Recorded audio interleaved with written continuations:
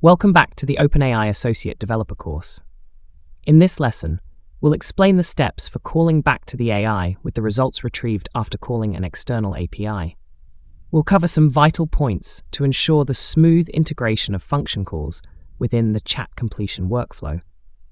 Taking a quick look back at the function calling process, we'll recall that we first send the request to the AI with the function's descriptions and parameters.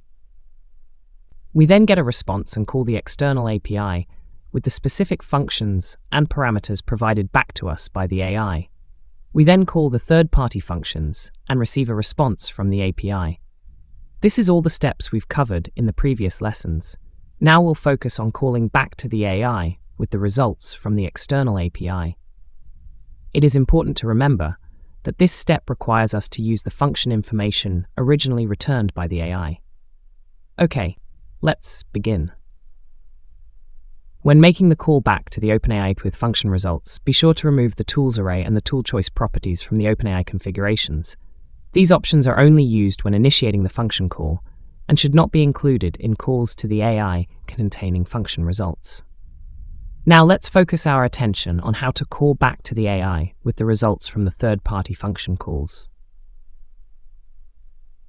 Let's first discuss the details of the assistant role as it relates to calling the AI with external API functions results. First, the chat completion messages object will need to have an assistant role set. However, now that you're passing function results back to the AI, the content property of the assistant role is no longer required. In fact, you should remove it entirely or set it to null. Either way, the assistant's content property should not contain any data when you're providing function results back to the AI. What is new in the assistant role object is the tool calls property. The tool calls property is going to contain the information you got back from the AI when it requested the function call. So here, if you go back and look at the output from the last section, you'll see the function name and the arguments the AI wants you to use to make the function call to the external API. Now, when calling back to the AI with the function results, the assistant role will now contain the exact data, basically repeated back to the AI. Let's take a quick look at the results returned from the initial function call request and see how that information is then used in the assistant role when providing the AI with the function's results.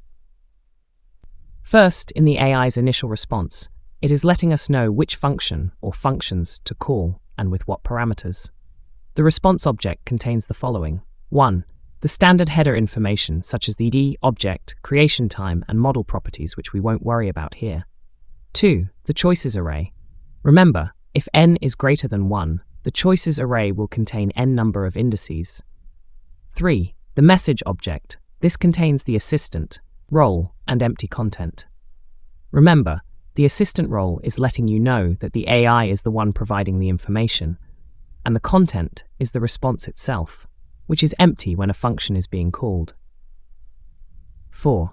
When calling the chat completion with the function definitions, we set up our configuration object with a tools array. This array was used to let the AI know the available functions and parameters for each function.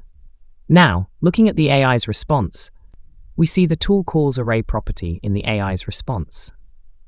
This is the AI telling us which function or functions to call and with what values for each parameter. The elements in the tool calls array are the exact properties you'll need to include in the message's assistant role when you respond back to the AI with the function's results. Now that we've reviewed the AI's function calling response, let's look at how we'll use this information to call back to the AI.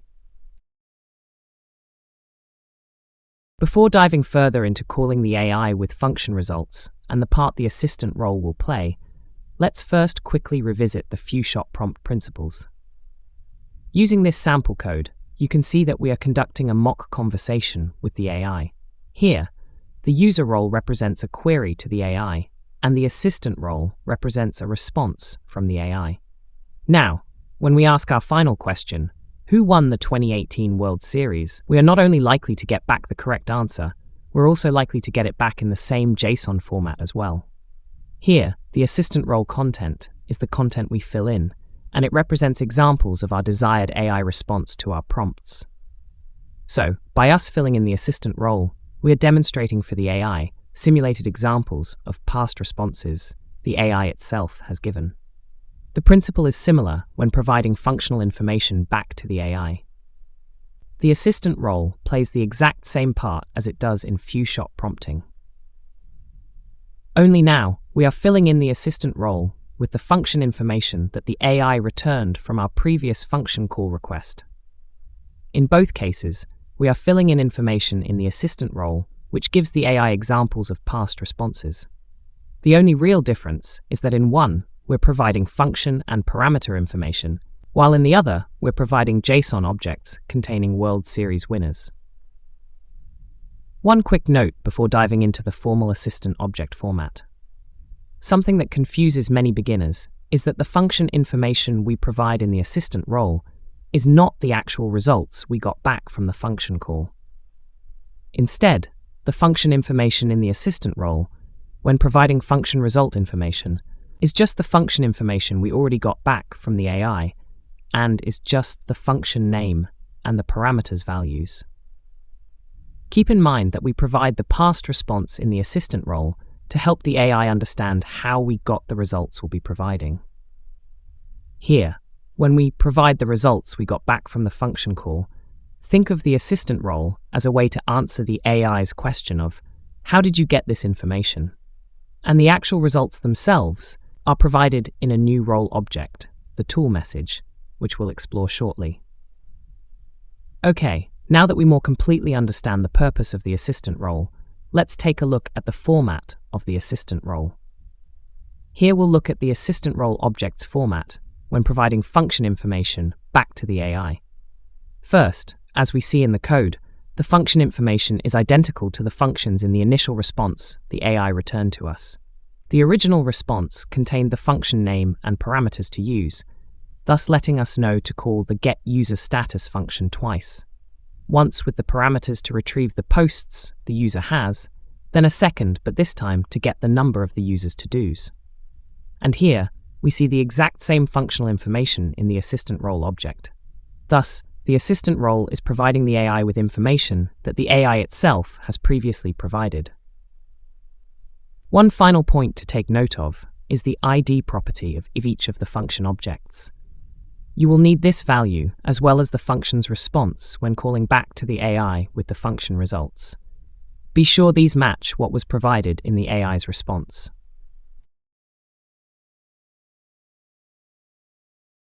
Okay, now we will examine the object which passes the actual results from our function back to the AI. Here we'll dive into the tool role object contained within the messages array. Our messages array may contain system, user, assistant, and now tool roles. Understanding the tool role is crucial for effectively integrating function calls into your chat completions. When we make our call to a function or external API and receive data back, we relay that information to the OpenAI model using the tool role. The tool role is used in the messages array to hold the response from a function or API. It acts as a bridge between the external API call and the AI's subsequent processing. Here's how it works. 1. Role property, set to tool, indicating this message contains the output from a function or API. 2. Content property. This is a required string that contains the response from the function or API call. It should encapsulate the data retrieved from the function or API. 3. Tool call ID property. This is the ID of the function this message is responding to. This value must match the ID contained in the assistant role function's IDs. So this ID can be found in 3 places. 1. The returned AI response for our initial function call request. 2. The function ID contained in the assistant role's functions. 3. In the tool role's tool call ID property. By structuring the tool message correctly, you ensure the OpenAI model can seamlessly integrate the external data into its ongoing response process. This allows the model to maintain context and provide more accurate and relevant answers. Here in this sample code, you can see the tool role object in the messages array and the associated data in the assistant role holding the original function information. Looking at the code, you can see that we have a single tool object for each function contained in the assistant role. So in our callback to the AI, we are passing the original function definitions via the assistant role and the actual function results via the tool role. In summary, the OpenAI's function calling feature is a four-way workflow. 1. Call the AI with the function definitions and parameters and prompts which allow the AI to determine when to call the function and with what values. 2. Respond to the user, identifying which function to call and with what values.